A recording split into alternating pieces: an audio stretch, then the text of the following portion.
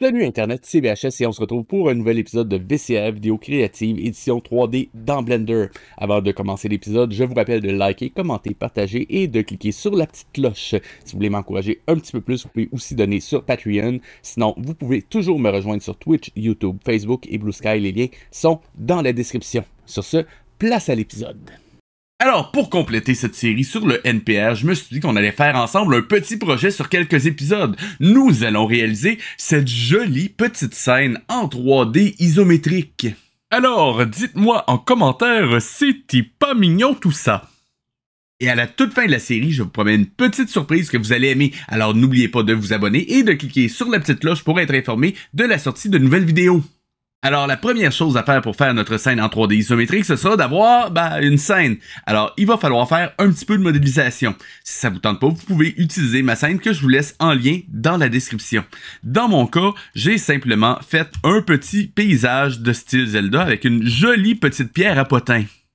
Pour la partie du sol, j'ai simplement fait une modélisation en restant très bloqué pour garder le côté un peu 3D isométrique et j'ai rajouté des détails en sculpte.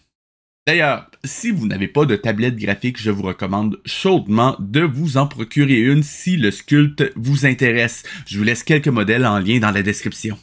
Pour la pierre à potins, j'ai pris une approche légèrement différente. J'ai simplement pris une forme de base sur laquelle j'ai shrink-wrappé le motif que j'avais modélisé au préalable. Ça m'a permis ensuite de rajouter du détail en ayant une topologie relativement clean.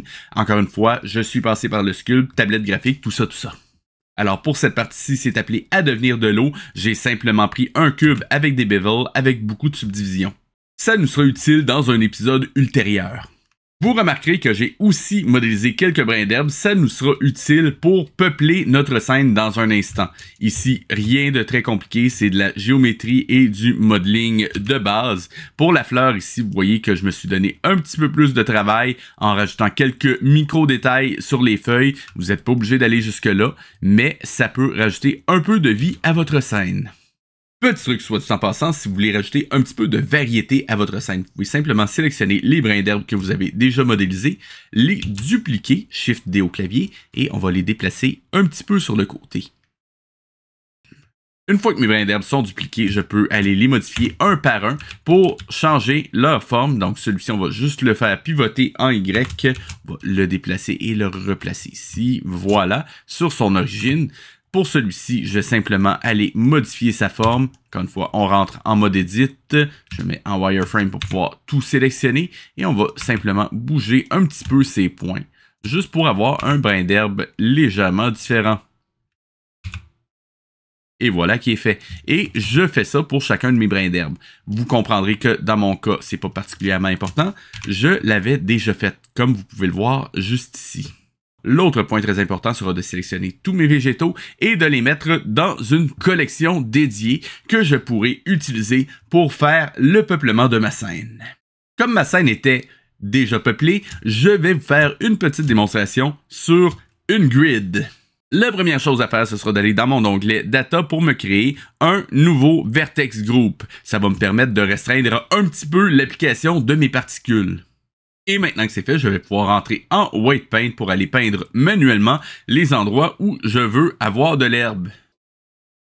Ça fait un bonhomme sourire. Évidemment, juste pour rester organisé, on va renommer notre groupe Grass pour herbe en anglais. Et avec notre groupe maintenant prêt, on peut quitter le mode Paint, entrer dans l'onglet Particules et se créer un système de particules qu'on va mettre en mode Air. Maintenant, la première chose qu'on veut faire, c'est descendre jusqu'à l'onglet Vertex Group. Dans Densité, on va indiquer qu'on prend notre Grass juste ici. Et comme vous pouvez le voir, mon groupe me sert maintenant à afficher de l'herbe seulement aux endroits où est-ce que j'en voulais. Évidemment, il peut arriver que vos airs n'arrivent pas exactement au bon endroit ou que ça déborde un petit peu. Vous pouvez donc utiliser le mode Particle Edit. De cette façon, je peux aller rajouter des cheveux aux endroits où est-ce que j'en ai besoin, par exemple pour faire le nez de mon personnage parce que j'ai oublié de le faire, mais en voyant le résultat, je me rends compte que j'aime pas ça qu'il y ait un nez. Bien chanceux d'avoir un nez, bien chanceux d'avoir un nez. Par conséquent, je vais maintenant lui enlever en utilisant la fonction cut juste ici. Une fois que vous êtes satisfait de votre portrait de Michel Sardou, je veux dire de votre herbe, vous pouvez quitter le mode Particle Edit et on va pouvoir aller changer l'apparence de nos brins d'herbe. Pour ce faire, on remonte en haut de notre onglet Particles et on va changer le path pour le mettre à collection. Une fois que c'est fait, les cheveux vont disparaître, mais rassurez-vous, c'est très facile à corriger. Il suffit juste d'indiquer quelle collection on veut utiliser pour créer nos hairs. Dans ce cas-ci, on en a fait une qui s'appelle Grass. Et voilà, notre herbe est pour ainsi dire terminée. Il ne reste qu'à peaufiner un petit peu son look. Une des choses que vous pouvez faire, c'est changer le randomness de son scale. Je vous recommande de le mettre à 0.8 environ et de changer un petit peu la taille dépendant de l'échelle de votre scène. De cette façon, vous aurez un look un petit peu plus accidentel à votre scène. Et comme l'herbe dans ma scène n'est qu'un petit détail qu'on voit à peine, j'ai pas été beaucoup plus loin. Comme vous pouvez voir, mes paramètres restent à peu près les mêmes que ce que je vous ai dit.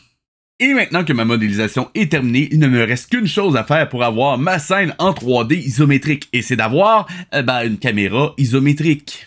La première étape pour y arriver, c'est d'avoir une caméra. Et pour avoir le meilleur résultat possible, je vous recommande de faire en sorte que votre position en X soit équivalente à votre position en Y.